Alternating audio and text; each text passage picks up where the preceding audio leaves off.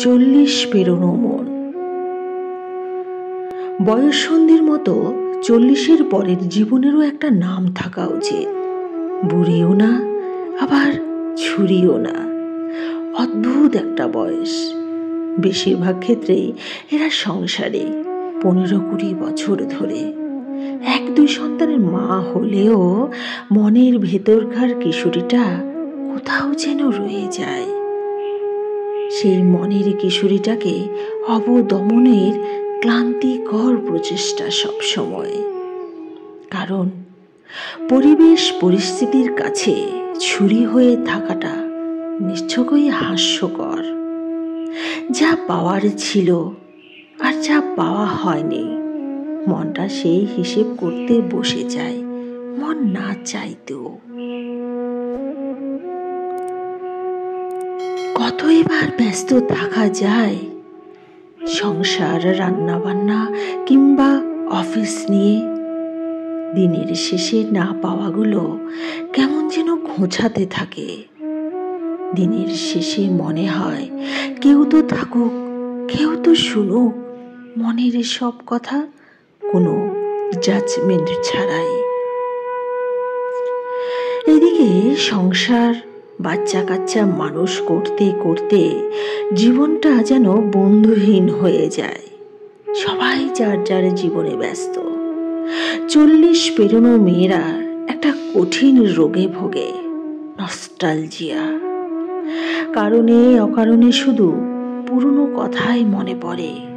পুরনো ক্ষতগুলো দগদগে হয়ে ওঠে। আবার মনে পড়ে ফেলে আসা শৈশব, তারুণ্যের চঞ্চল মন, স্কুল, কলেজ, ইউনিভার্সিটির সোনালি দিনগুলো। তার সঙ্গে প্রথম দেখার ঘন্টি। কখনো বা না ফুরানো কথার গল্প, বৃষ্টি বিলাস। কারণে অকারণে শুধু পুরনো কথা মনে পড়ে যায়। পুরনো ক্ষতগুলো দগদগে হয়ে ওঠে। আবার মনে পড়ে ফেলে আসা শৈশব, তারুণ্যের চঞ্চল মন, স্কুল, কলেজ, ইউনিভার্সিটির সোনালি দিনগুলো। তার সঙ্গে প্রথম দেখার ঘন্টি। কখনো বা না ফুরানো কত গল্প, বৃষ্টি বিলাস। যে কিছু সময়ের জন্য নিজের হয়েছিল, যে কষ্ট দিয়েছিল কিংবা না চাইতেও যাকে কষ্ট দিতে হয়েছিল, সব মনে পড়ে যায় সময়ে অসময়ে। রাতের বেলা সব কাজ সেরে আয়নার সামনে দাঁড়ালে বড় অসুন্দর মনে হয় নিজেকে। চুল পড়ে অর্ধেক, মুখে বলিরেখারা সবে আঁকিবুকি শুরু করেছে। এক সময় মেদহীন শরীরটা স্বপ্নের মতো লাগে। পেটে স্ট্রেচ মার্কের দাগ, সব মিলিয়ে ভীষণ অনাকর্ষণীয় লাগে নিজেকে। সেই বিষণ্ণতা ঢাকতেই হয়তো শাড়ি গয়নায় মেতে থাকতে চায় মেয়েদের মন। জীবনের অর্ধেকটা সময় পার করে এসে 40 পেরোনো মেয়েদের দুর্নিবার প্রেমের ইচ্ছা জাগে। না, প্রেম করার জন্য প্রেম নয়। মনে হয় কেউ থাকুক, কেউ শুনুক সব কথা। আবার কারো আকর্ষণের কেন্দ্রবিন্দু হতে মন চায়। মনটা আবার সব কিছু নতুন করে শুরু করতে চায়।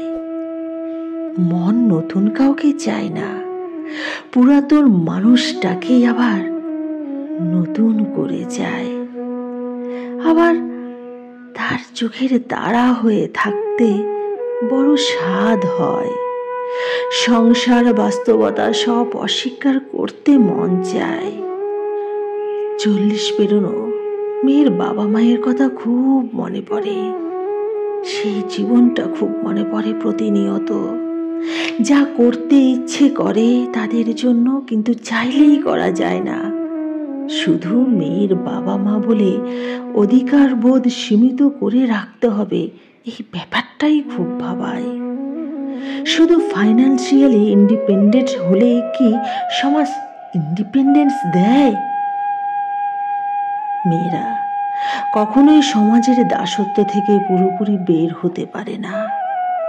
40 পেরোনো মেয়েটা মাঝে মাঝেই খুব একা থাকতে মন চায়, নিজের মতো করে, নিজের জন্য। পর মুহূর্তে সন্তানদের জন্য মন কাঁদে। মায়েরা সবচেয়ে ভয় পায় মৃত্যুকে। শত অভিমানও সে বেঁচে থাকতে চায় তার সন্তানদের জন্য, অন্তত যতদিন সন্তানদের জীবনে তার প্রয়োজন ঠিক ততদিন। চিৎকার করে কাঁদতে বড় স্বাদ হয়, যেন সে কান্না কেউ শুনতে না পায়।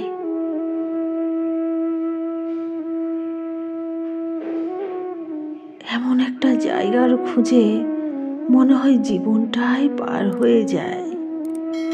40-এর কাছে এসে মেয়েদের সবুজ মনটা আস্তে আস্তে নীল হতে শুরু করে। প্রথমে হালকা, তারপর আস্তে আস্তে গাঢ় হয়। একসময় বেশি কথা বলা মেয়েটা চুপচাপ হয়ে যায়, মেনে নিতে নিতে বাঁচতে শিখে যায়। পান থেকে চুন খসলে যে মেয়ের চোখের জল নাকের জল এক হয়ে যেত, তার নিঃশব্দ কান্না খুব কাছের কেউ না হলে কেউ টেরই পায় না। 40 পেরোনো মেয়েগুলো ব্যালেন্স করতে করতে নিজেদের কথা ভুলে যায় কি করলে ভালো লাগবে, ভুলে যায় মনটা কি চায়। 40 পেরোনো শরীরটাও আগের মতো সাপোর্ট দেয় না। অপারেশনের ধকল, মেরুদণ্ডে দেওয়া ইঞ্জেকশন শরীরটাকে অকেজো করে দেয়। ভাঙা কোমর নিয়ে দিব্যি রান্না বান্না, বাচ্চার দেখাশোনা, ঘরের কাজ, জার্নি সব করে যায়। তবুও দিন শেষে শুনতে হবে কিছুই করা না। 40 পেরোনো মেয়েগুলো যত্ন চায়, তারা চায় কেউ তার মনের যত্ন করুক।